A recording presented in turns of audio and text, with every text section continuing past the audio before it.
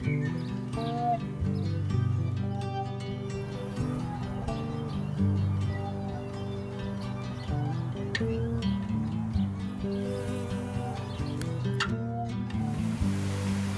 and welcome to Let's Get Growing. It's Jo Swan here, the educational gardener from Bulwell Forest Garden in Nottingham, and we are at the start of July and we've had quite a cool, damp start to the month really. We haven't had lots and lots of rain, but everything's still growing. It's not particularly cold, so let's get busy and let's get growing.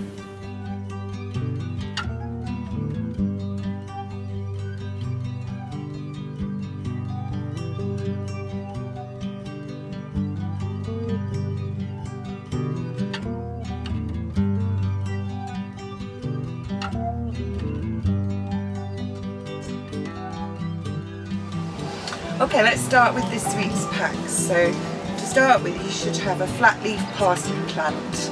Now I know you won't have to do anything with this just yet because we've only just potted these on, so that's fine. Just make sure it stays well watered. They like a lot of water. And the next thing you should have is a little packet of campion seeds. So these are seeds that we collected from the wildflower meadow. So this is a campion flower here. So it's a wildflower. It's very good for pollinating insects, and it's also very pretty as well. So we're going to stick slightly with our wild theme. So what I'm going to do with these is I've got a fruit punnet with holes in the bottom. I'm using some peat-free compost, and here's the seed heads that I collected here, and then you can see these little tiny black seeds here, and this is what you've got in your packs. So you should just have a couple of little pinches there. So I'm going to put those in my left hand because I'm right-handed, and I'm going to use the finger and thumb of my right hand, and I'm just going to scatter them across the surface of my compost.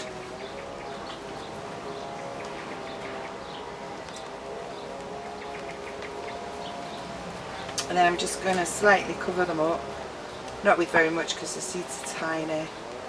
Press them down, and then I would just water them with a fine rose so I don't flush the seeds out, and then I just leave them in a little sheltered spot outside until they start to germinate. So that's the campion seeds. And the next thing we're going to move on to, you should have a little packet of pak choi. So pak choi, this is pak choi, so we're back onto edibles. So this is an oriental vegetable. It's in the brassica family, the cabbage family. It grows really quickly if you can get it past the point of slugs eating it. And it's really good for stir fries, and if you grow it, if you eat it, you can eat it raw when it's young as well. So pak choi. So what I'm going to do with pak choi, because it doesn't really like to be transplanted very much, so I'm just going to grow it in a big pot and sow it directly into my pot. So in my pot, so I've got a nice big pot, and in it I've just put some of our homemade compost mixed with a bit of leaf mould. And then what I'm going to do at the top layer is put some of my peat-free compost. And the reason why I'm doing this is because I think our homemade compost is probably quite seedy and weedy, so it'll just give the pak choi seeds time to germinate, hopefully before the other ones do underneath in that old compost. So I filled my pot up.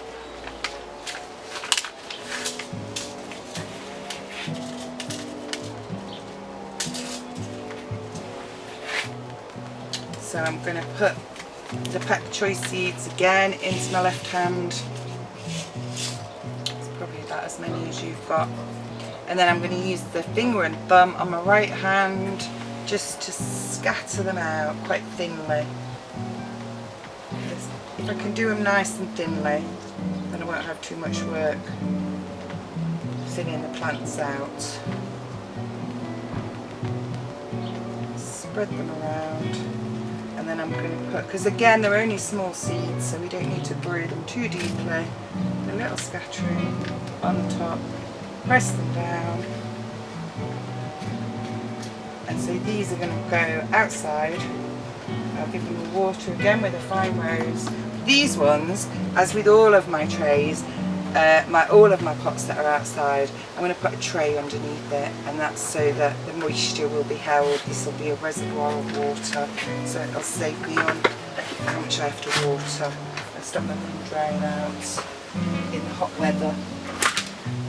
So the other thing I was going to show you here was my cucumber.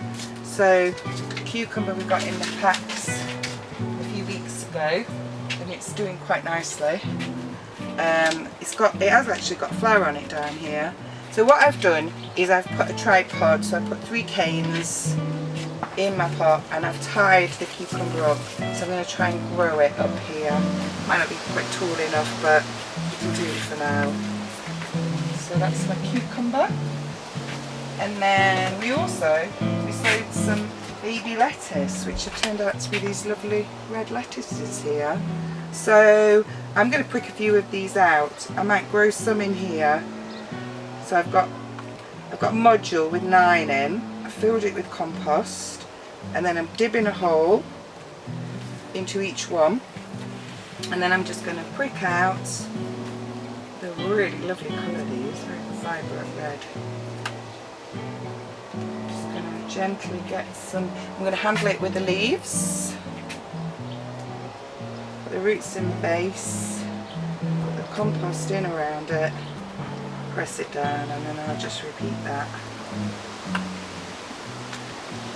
another 9 times.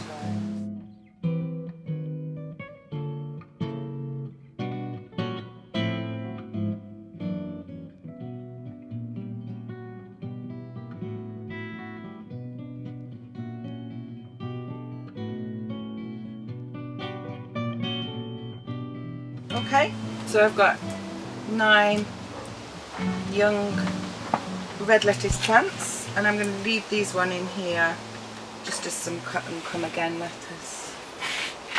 And then we'll just have a little look at some of the plants, how some of the plants from previous packs are doing. Okay, so everything's looking pretty good out here. I had a bit of a tidy round the other day, and I moved all the pots out and put trays under them, and there was so many snails under here, which I've moved to the compost heap. So some of them have had a bit of a have been a bit eaten, but these are the broad beans, the dwarf broad beans. So I've got a little crop of these. I've got my first dwarf sunflower head there. And I think my courgette's looking good. There's a flower forming here. That was in a bigger pot than last year. And some of these springy onions are looking, so spring onions in a pot, not looking too bad. Might be able to pull one out to have a look. There we go. The carrots are looking good. So with the honesty, it's kind of done its thing now. So these are its seed heads. Oh, the echium's flowering as well. The echium vulgar. So that didn't take long, did it? And I was just going to finish with my plant of the week, which is sort of taking over the dazzling blue kale bed. But it's this beautiful calendula, beautiful orange calendula. Doesn't it look amazing? And with calendulas, if you keep deadhead in them, so we take off them, they'll keep flowering and they'll keep producing flowers until the first frost. Yeah, look at that beautiful colour. Great for pollinating insects, great for growing in amongst your vegetables. Beautiful calendula. Okay, thanks very much for watching, and happy growing!